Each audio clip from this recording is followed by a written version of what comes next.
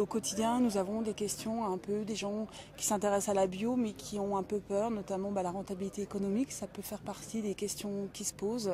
Est-ce qu'un système bio est aussi rentable qu'un autre? Donc c'est important pour nous de communiquer sur ce point-là et de montrer qu'en bio, on peut très bien s'en sortir et avoir un revenu qui est identique à des autres systèmes. Alors Arvalis effectivement est présent sur le pôle bio du Salon de l'Herbe. En bio, tout ce qu'on achète est cher. Donc nous sommes là pour dire aux agriculteurs qu'en semant des prairies riches en légumineuses, ils peuvent espérer sécuriser un tout petit peu plus à la fois les stocks et aussi avoir des stocks riches en protéines. Quelle prairie je peux semer, quelle composition je conseille et comment je l'exploite. Donc en fait on est presque dans la recette pour l'agriculteur, alors qu'en amont il y a plus de 6 années de travaux et on va dire des tonnes de données effectivement qui ont été valorisées. Mais on doit arriver à un message simple.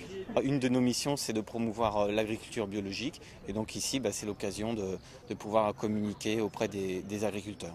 Et au niveau pédagogique, ça permet de montrer des choses concrètes et des essais et des rotations typiques, on va dire, de l'agriculture biologique et de mettre des choses plus visuelles et plus pédagogiques pour les producteurs. Sur cette station, nous développons depuis maintenant 7 ans un projet de recherche qui a pris l'agriculture biologique comme prototype d'une agriculture durable.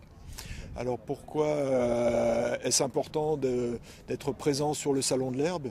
Il se trouve que l'herbe est un des piliers de l'agriculture biologique, qu'il s'agisse de l'herbe cultivée, la luzerne, les prairies temporaires, les prairies semées d'une façon générale, mais aussi les prairies permanentes qui représentent une proportion importante de la surface agricole de la région.